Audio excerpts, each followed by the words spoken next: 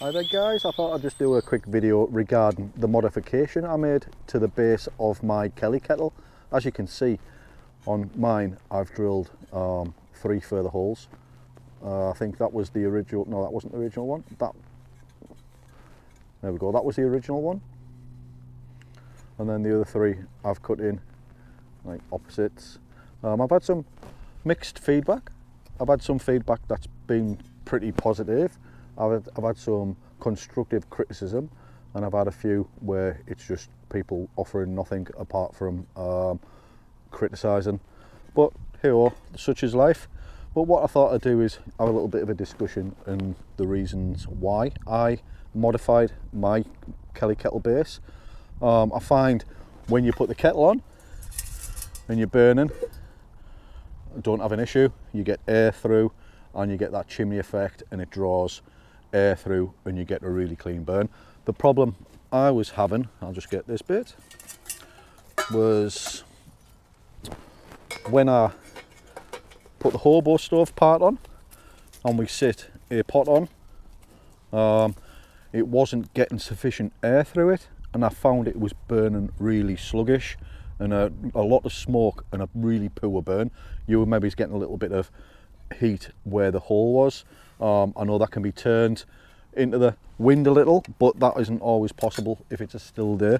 I've had people comment saying with doing this modification, if it's a windy day, then you're going to burn faster, get a faster burn.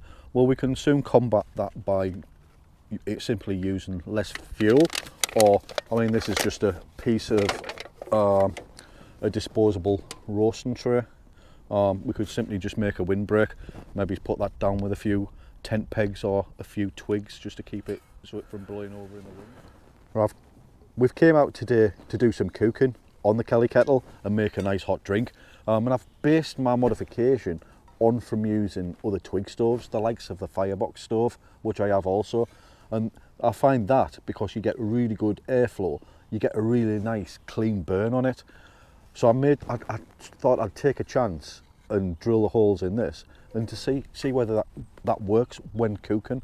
I also made a homemade hobo stove from IKEA utensils drainer, and I've found that on that I got a really sluggish burn on that too. So what I did is I made 2 metal trivet things that spanned across the top, so that raised the pot away from the top of the stove.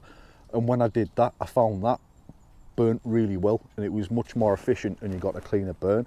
So based on those principles, I thought I would do that to this stove. So what I'm going to do, we're going to give it a try again, and we're going to cook some food.